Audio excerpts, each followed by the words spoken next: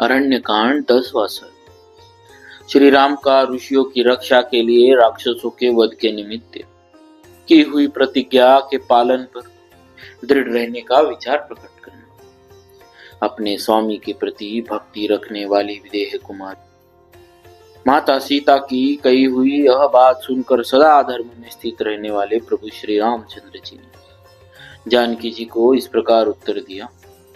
देवी, धर्म को जानने वाली जनक किशोरी, तुम्हारा मेरे ऊपर स्नेह है, इसीलिए तुमने मेरे हित की बात कही।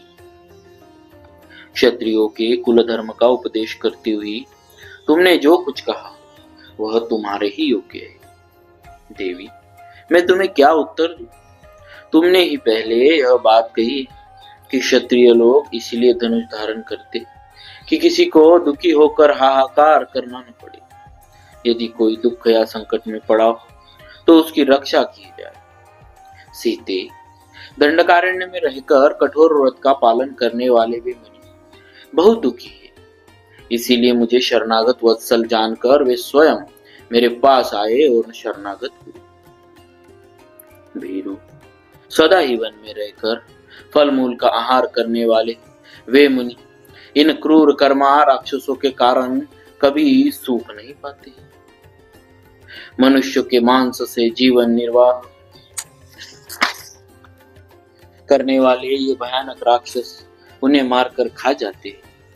उन राक्षसों के ग्रास बने हुए वे दंडकारण्यवासी द्विज श्रेष्ठ मुनि हम लोगों के पास आकर मुझसे बोले, प्रभु, हम पर अनुग्रह कीजिए। उनके मुख से निकली हुई इस प्रकार रक्षा की पुकार सुनकर और उनकी आज्ञा पालन रूपी सेवा का विचार मन में लेकर मैंने उनसे यह बात कही। महर्षियों, आप जैसे ब्राह्मणों की सेवा में मुझे स्वयं ही उपस्थित होना चाहिए था, परंतु आप स्वयं ही अपनी रक्षा के लिए मेरे पास आए।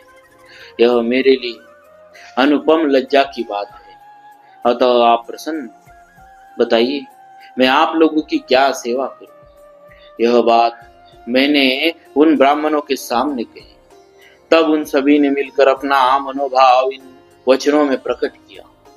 श्री राम, दंडकारण्य में इच्छा अनुसार रूप धारण करने वाले बहुत से राक्षस रहते हैं, उनसे हमें बड़ा कष्ट पहुंच रहा है, अतः वहां उनके भय से आप हमारी रक्षा करें। निष्पाप रघुनंदन, अग्निहोत्र का समय आने पर तथा पर्व के अवसरों पर यह अत्यंत दुर्धर्ष मांस भोजी राक्षस हमें धर दबाते हैं। राक्षसों द्वारा आक्रांत होने वाले हम तपस्वी तापस सदा अपने लिए कोई आश्रय ढूंढते रहते हैं, अतः आप ही हमारे परम आश्रय हो।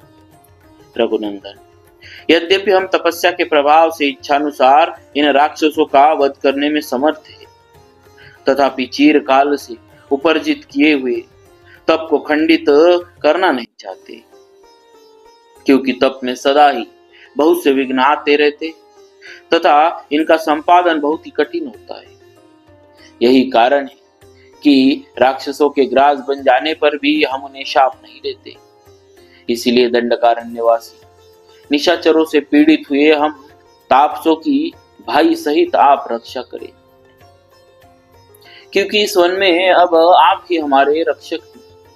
जनक नंदिनी, दंडकारण्य में ऋषियों की यह बात सुनकर मैंने पूर्ण रूप से उनकी रक्षा करने की प्रतिज्ञा की है। मुनियों के सामने यह प्रतिज्ञा करके अब मैं जीते जी इस प्रतिज्ञा को मिथ्या नहीं कर सकूंगा, क्योंकि सत्य का पालन मुझे सदा ही प्रिय है। सीते, मैं अपने प्राण छोड़ सकता हूँ, तुम्हारा और लक्ष्मण का भी परित्याग कर सकता हूँ, किंतु अपनी प्रतिज्ञा को, विशेषतः ब्राह्मणों के लिए की गई प्रतिज्ञा को मैं कदापि नहीं तोड़ सकता। इसीलिए ऋषियों की रक्षा करना मेरे लिए आवश्यक है, मेरे लिए आवश्यक कर्तव्य है। विदेह नंदिनी, ऋषियों के बिना कहे ही उनकी मुझे रक्षा करनी चाहिए थी। फिर जब उन्होंने स्वयं कहा और मैंने प्रतिज्ञा भी कर ली, तब अब उनकी रक्षा से कैसे मुंह मोड़ सकता हूं। सीते, तुमने स्नेह और सौहार्दवश जो मुझसे ये बात कही है, इससे मैं बहुत संतुष्ट हूँ, क्योंकि जो अपना प्रिय न हो उसे कोई हित कर उपदेश नहीं देता। शोभनी, तुम्हारा यह कथन तुम्हारे योग्य तो है, तुम्हारे कुल के भी सर्वथा अनुरूप है। तुम मेरी सहधर्मिणी हो और मुझे प्राणों से भी बढ़कर प्रिय हो। महात्मा श्री रामचंद्र जी अपनी प्रिया मिथिलेश कुमारी सीता से ऐसा वचन कहकर हाथ में धनुष ले लक्ष्मण के साथ रमणीय तपो वनों में विचरण करने लगे। इस प्रकार श्री वाल्मीकि निर्मित आर्ष रामायण आदि काव्य के अरण्य कांड में 10वां सर्ग पूरा हुआ। बोलिए श्री सीताराम जी महाराज की जय। भक्तवत्सल भगवान की जय।